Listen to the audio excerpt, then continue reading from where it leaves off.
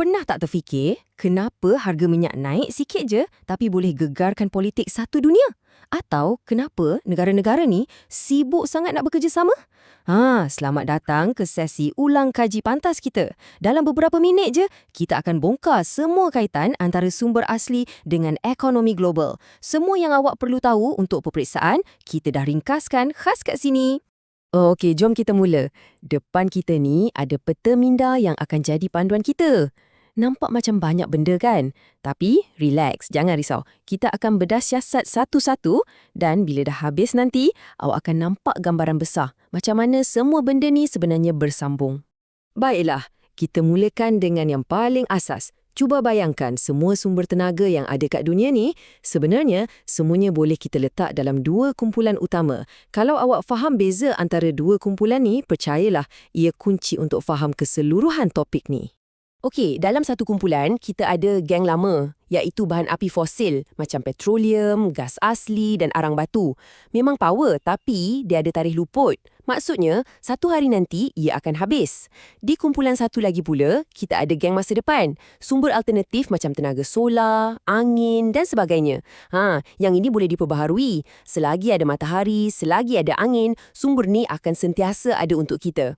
Jadi, apa jadi bila geng lama tadi tu mula nak habis? Ini bukan setakat masalah kecil. Benda ni boleh mencetuskan satu krisis tau. Bayangkan macam kita jatuhkan domino yang pertama, lepas tu yang lain semua akan ikut tumbang satu persatu dan kesannya melarat ke seluruh dunia.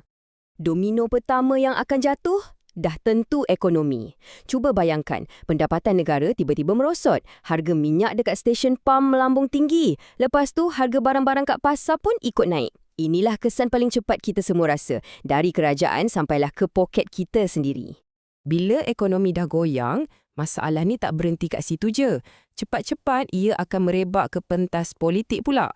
Bila sumber macam minyak atau air dah jadi makin sikit dan berharga, negara-negara pun mula berebut.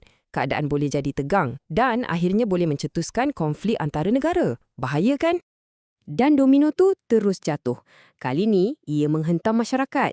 Kesannya amat menyedihkan. Ramai orang boleh jatuh miskin sampai kan ada yang kelaparan. Bila orang dah terdesak, masalah jenayah pun boleh meningkat. Inilah realiti pahit krisis sumber bila ia sampai ke peringkat rakyat biasa.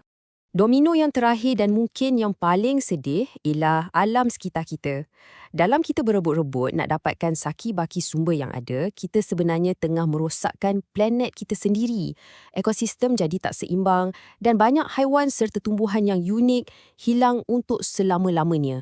Inilah harga yang paling mahal kita kena bayar. Okey, lepas kita dah tengok semua kesan domino yang menakutkan ni, mesti kita tertanya-tanya, macam mana kita nak hentikan semua ni? Ada jalan keluar tak? Jawapannya, ya, ada. Dan ia terletak pada satu perkataan yang sangat penting, kerjasama. Lebih spesifik lagi, kerjasama ekonomi antarabangsa. Dan ini bukan angan-angan kosong tau. Kerjasama macam ni memang dah wujud pun.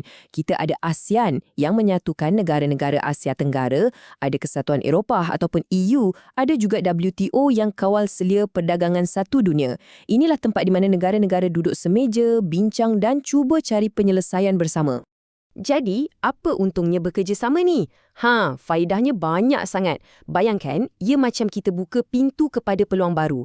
Kita boleh dapat akses kepada buruh mahir dari negara lain, kita boleh kongsi teknologi paling canggih, pasaran untuk produk kita pun jadi lebih luas, dan yang paling penting, kita dapat uruskan bahan mentah dunia ni dengan lebih adil dan bijak. Okey, kita dah sampai ke penghujung. Kita dah lalui semua bahagian dalam peta minda tadi. Sekarang, jom kita patah balik dan simpulkan satu idea paling utama yang awak wajib ingat.